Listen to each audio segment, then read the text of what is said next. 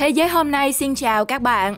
Vào dịp Tết Nguyên Đán, hầu như mọi gia đình ở Việt Nam sẽ thưởng thức món thịt heo rừng với mong muốn để cầu may mắn cho cả năm. Mâm cơm sẽ xoay quanh các món thịt rừng luộc, nướng, quay, tuy dân dã nhưng vô cùng hấp dẫn. Chính vì vậy mà dịp này heo rừng trở thành món hàng đắt đỏ, khó mua vì có rất nhiều người tìm kiếm. Các món ăn trong những ngày đầu năm mới của người Việt không chỉ để đáp ứng nhu cầu ăn ngon, bổ dưỡng mà còn mang ý nghĩa quan trọng cho cả năm ấy.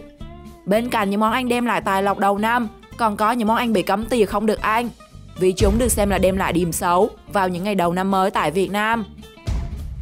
Nhà bạn thường ăn món gì vào ngày Tết? Hãy cùng Thế giới hôm nay điểm tên 9 món ăn bị cấm ở Việt Nam vào ngày Tết, để xem bạn đã từng ăn món nào trong những món này mỗi khi Tết đến không nhé. 9. Ốc. Có lẽ nhiều người rất yêu thích những món ăn từ ốc, thế nhưng đầu năm thì nên kiêng nó ra nhé. Vì quan điểm ăn ốc nói mò, tức ám chỉ nói lời bịa đặt vô căn cứ. Nên đầu năm, người Việt thường kiêng ăn ốc để tránh xảy ra những tranh cãi và lục đục không đáng có trong gia đình hay công việc xuất phát từ lời ăn tiếng nói. Có như vậy, công việc và cuộc sống cả năm sẽ thuận lợi và suôn sẻ hơn. Tuy nhiên, trái ngược lại với quan điểm đó, người ta lại trưng bày vỏ ốc ở bàn làm việc nhằm mục đích thu hút tiền tài, vận may, đảm bảo cho cuộc sống sung túc, thịnh vượng. Nếu như đầu năm có lỡ thèm ăn ốc, thì anh em cố gắng nhịn vài hôm cho lành nhé. 8. Trái cây.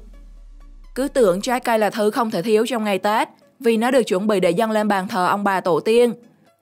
Thế nhưng thực tế thì có một vài loại trái cây ngoại lệ nhà nhà đều tránh xa, đặc biệt phải kể đến sầu riêng, thứ trái cây khoái khẩu của nhiều người Việt. Tuy thơm ngon, bổ dưỡng là vậy, nhưng cái tên của nó vẫn gây ác cảm. Nhiều người sợ ăn vào đầu năm mới sẽ gặp nhiều chuyện buồn, khiến cả năm u sầu, đau khổ. Ngoài sầu riêng thì người ta cũng kiêng ăn các loại trái cây có vị chua cay mặn chát. Vì năm mới, ai lại chẳng muốn ngọt ngào. Cam và lê cũng không thoát khỏi số phận bị xa lánh ngày Tết, cũng vì những từ ngữ mang ý niệm không tốt như cam chiều và lê lết. Và chắc chắn trong danh sách cũng không thể thiếu chuối. Tuy chuối là trái cây không thể thiếu trong mâm ngũ quả của người miền Bắc, nhưng lại là món kiêng kỵ đầu năm với người miền Nam. Từ chuối và chuối trong chuối nhủi đều được người miền Nam phát âm giống nhau, nên vì vậy trái chuối vô can cũng bị vạ lây.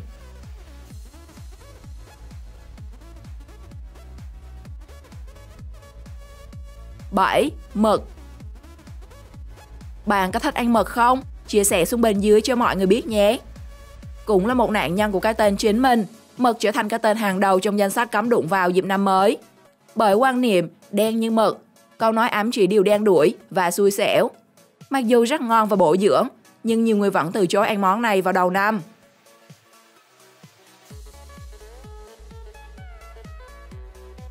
6. Thịt vịt.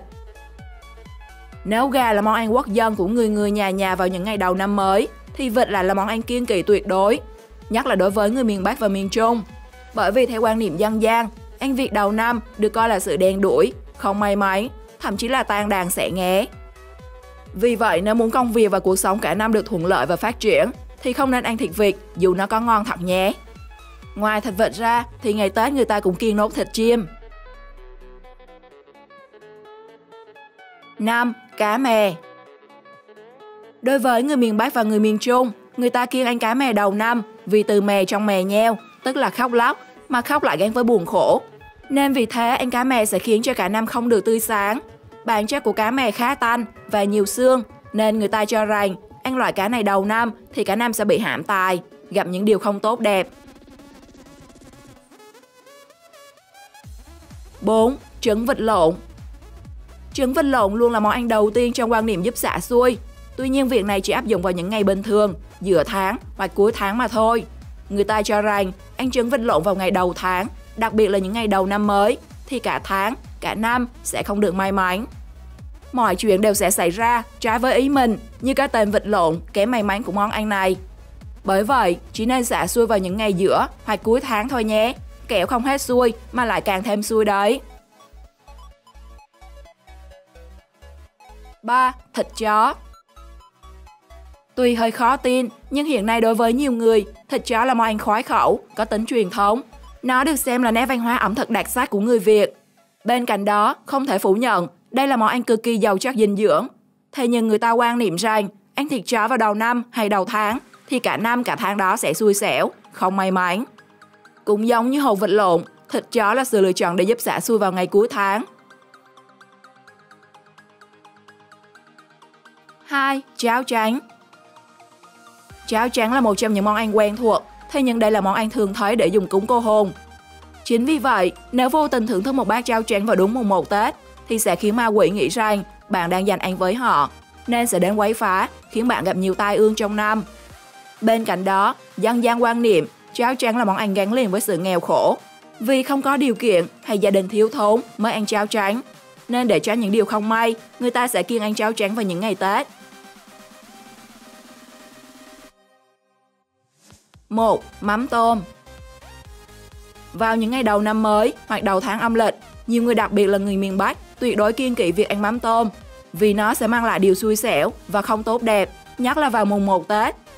Khi đi đến những nơi thờ kính trang nghiêm như đình, chùa, đền lại càng không được phép đụng vào mắm tôm.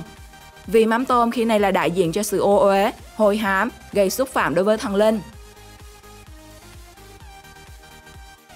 Trong những món ăn chúng ta vừa tìm hiểu, gia đình bạn kiêng kỵ món nào trong ngày Tết? Hãy cùng chia sẻ với mọi người xuống phần bình luận bên dưới. Và đừng quên like và subscribe kênh để khám phá nhiều điều thú vị khác nhé. Thế giới hôm nay chào tạm biệt và hẹn gặp lại!